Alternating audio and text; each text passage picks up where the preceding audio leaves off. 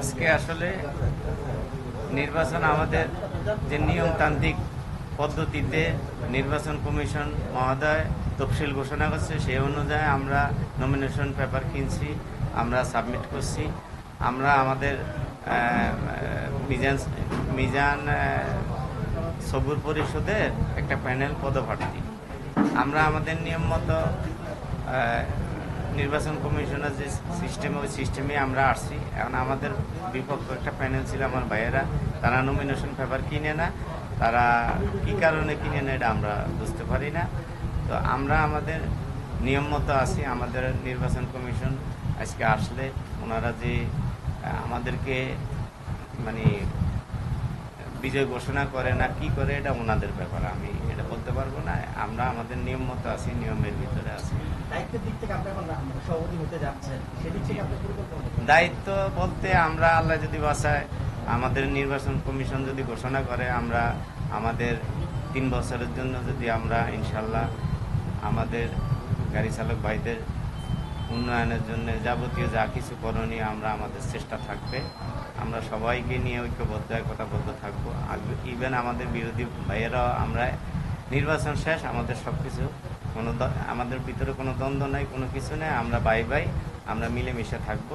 হ্যাঁ, আমরা সংগঠন যাতে সুন্দর চলে, সকল সদস্য সহযোগিতা করতে পারি, আমাদের তৌফিক অনুযায়ী সেই অনুযায়ী আমরা সামনে কাজ করব। আমি বলতে চাই যেখানে স্বৈরাচার, আমরা করি সরকারি চাকরি, এখানে কোনো দলের মুখপাত্র হয়ে আমাদের এখানে কাজ করার কোনো সুযোগ নাই। কারণ যে গভর্নমেন্টই আসবে আমাদের সেই কাজগুলো সুন্দরভাবে করতে হবে এবং সরকারের করতে হবে। তো এখানে কোনো ট্যাগ লাগানোর কোনো সুযোগ নাই। দ্বিতীয়ত হলো যে আমাদের এই সমিতি, সরকারি সমিতি, এটা গঠনতন্ত্র আছে। এই গঠনতন্ত্রের মাধ্যম দিয়ে আমরা এই কার্যক্রমগুলো, আমরা যে ধারাবাহিক যে নিয়মগুলো আছে, আমরা সেইগুলো নিয়ে আগায় যাচ্ছি। এখন আমাদের এখানে যে ওই পার্টি কেন আসছে না, এটা তাদের কাছেই আপনারা জানলে মনে হয় ভালো হয়। তো আমরা এখানে নির্বাচন কমিশন নির্বাচন ঘোষণা করছে, আমরা গঠনতন্ত্র মোতাবেকই আমরা এখানে সব কিছু সাবমিট করছি এবং আগেই যাচ্ছি। আর যেটা বললেন আমাদের ভোটার ভাইদের, আজকে এখানে সবাই উপস্থিত আছে। আমরা একটা সংগঠনের নীতি নির্ধারক হিসাবে আমার ভাইদের পাশে আমরা সবসময় থাকবো, তাকে সুখে দুঃখে আমার এই ভাইদের সাথে আমরা সবসময় থাকবো। তার জন্য যা যা নিয়ম কানুন তার সমস্ত কিছু এখানে অনুসরণ করা হয়েছে। যথাযথ নির্বাচন কমিশন গঠন করা হয়েছে। একটি নির্বাচন সুষ্ঠু, অবাধ, নিরপেক্ষ নির্বাচনের জন্য যে পরিবেশ দরকার তার সমস্ত নিয়মতান্ত্রিক ব্যবস্থার মধ্য দিয়ে, যেমন শিডিউল কেনা, নমিনেশন পেপার কেনা, নমিনেশন উইথড্র করা, নমিনেশন জমা দেওয়া। এবং আমরা কিন্তু আসলে আমাদের ঢাকা মহানগরীতে শিক্ষা বিভাগীয় কমিটিটা কিন্তু আমাদের কাছে একটা এক্সাম্পল হিসাবে ছিল। বিগত দিনগুলোতে এখানে অত্যন্ত প্রতিদ্বন্দ্বিতামূলক নির্বাচনের মধ্য দিয়ে এখানকার নেতৃত্ব তৈরি হয়েছে। এখন আমরা জানি না আসলে কোন অনাকাঙ্ক্ষিত বিষয়কে কেন্দ্র করে বা কোনো বিষয়কে কেন্দ্র করে আসলে এই প্রতিদ্বন্দ্বিতা হলো না কেন, অথবা যারা আছেন তারা যথেষ্ট যোগ্য এবং যারা প্রতিদ্বন্দ্বিতা করতেন তারা হয়তো সেই জায়গাটা থেকে ভাবছেন যে হয়তো তারাই আগামী দিনে নেতৃত্বটা দেবে।